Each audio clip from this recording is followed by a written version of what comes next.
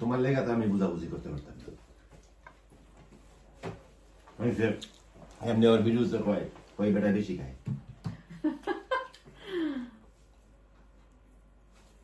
ভিডিওতে দেখা যায় খাইতে এটা হচ্ছে কাঁঠালের বিচি, তারপরে সিম, আলু, চিংড়ি মাছ। একজনে দেখছে যে ভিডিওতে হাই বেশি খায়, আমি বেশি খাওয়া বেশি খায়।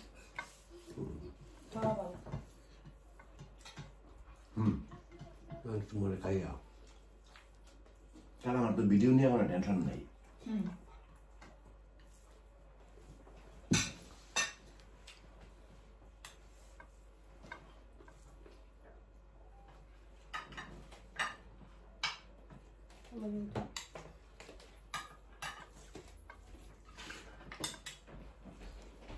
যে খাওয়ানে এনে খাই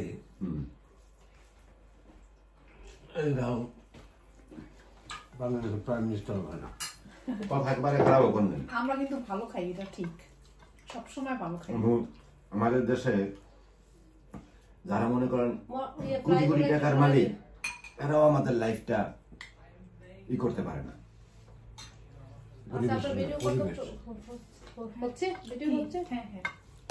পরে আপনি এটা ভয়েস মেসেজ দিতে পারবেন, কেটে দিতে পারবেন।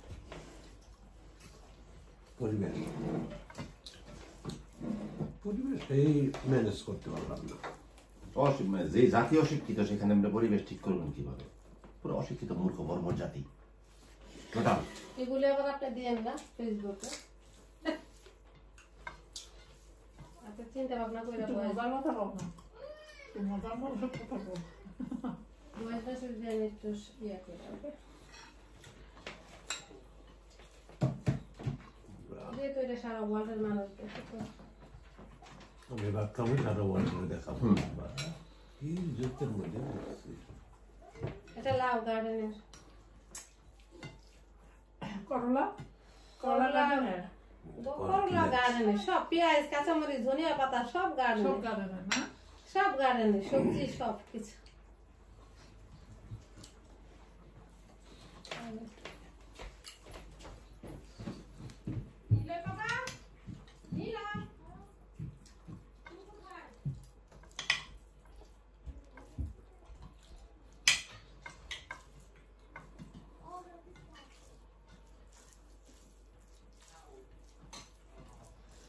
লন্ডনে গেলাম, যে যে এলাকায় ওই এলাকায়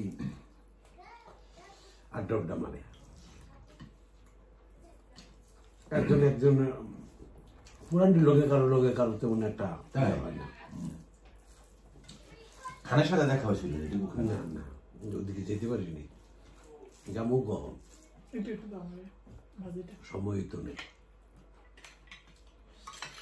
গেলে ওদিকে আগে দেখা করে আর প্রসেস বেড়ে এনে গেলে তো আর